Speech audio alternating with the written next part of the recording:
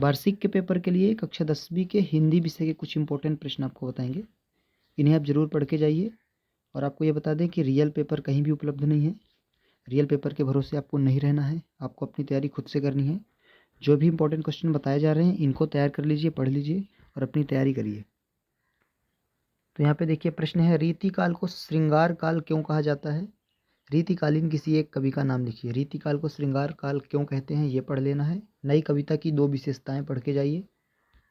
Question है, तुलसीदास एवं नागार्जुन की काव्यगत विशेषताएं। जीवन परिचय तो आता ही है, 2 रचनाएं कला पक्ष भाव पक्ष, ये 2 नंबर का क्वेश्चन आता है, तो आप तुलसीदास और नागार्जुन का पढ़ सकते हैं।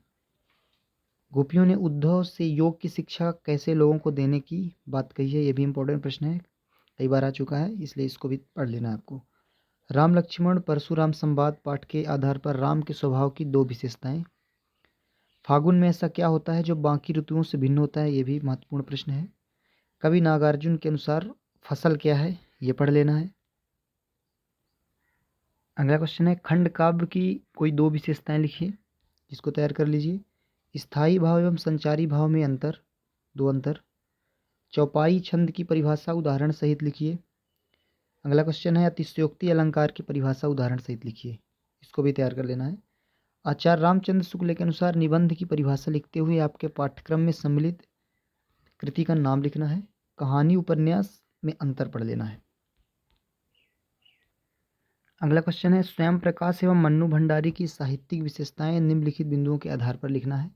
यानी ये भी जीवन परिचय लेखक परिचय जो आता है, एक कवि का आता है कवि परिचय और एक लेखक परिचय आता है, जिसमें स्वयं प्रकाश मन्नू भंडारी की साहित्यिक विशेषताएं लिखनी है, 2 रचनाएं और इसमें भाषा शैली याद कर लेना है या पढ़ लेना आपको।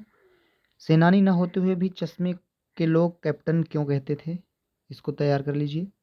बाल गोविंद भगत ने अपने बेटे की मृत्यु पर अपनी भावनाएं किस तरह से व्यक्त की। बिस्मिल्लाह खान को शहनाई की मंगल ध्वनि का नायक क्यों कहा गया है, महत्वपूर्ण प्रश्न है। वास्तविक अर्थों में संस्कृत व्यक्ति किसे कहा जाता है, ये भी आपके त्रैमासिक अर्धवार्षिक में भी आ चुका है, इंपॉर्टेंट प्रश्न है, इसको तैयार कर लेना है। आगे देखिए, निम्नलिखित वाक्यांश के लिए एक शब्द लिखना है। 2 भाषाएं बोलने वाला क्या कहलाता है, एक शब्द केवल लिखना है। जिसका वर्णन न किया जा सके उसे क्या कहते हैं। और अथवा में देख सकते हैं मुहावरों का अर्थ लिखना है और वाक्यों में प्रयोग करना है। अथवा में देख सकते थे, खून पसीना एक करना, गागर में सागर भरना। बच्चे माता पिता के प्रति अपने प्रेम को कैसे व्यक्त करते हैं। गंतोक की मेहनत कश बादशाहों का शहर क्यों कहा गया है।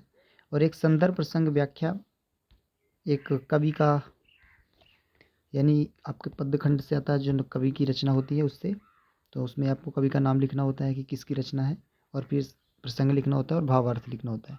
और एक लेखक की जो रचना रहती है, यानी गद्य खंड से एक पैसेज दिया रहेगा, तो उससे भी आपको संदर्भ प्रसंग और व्याख्या करनी होती है।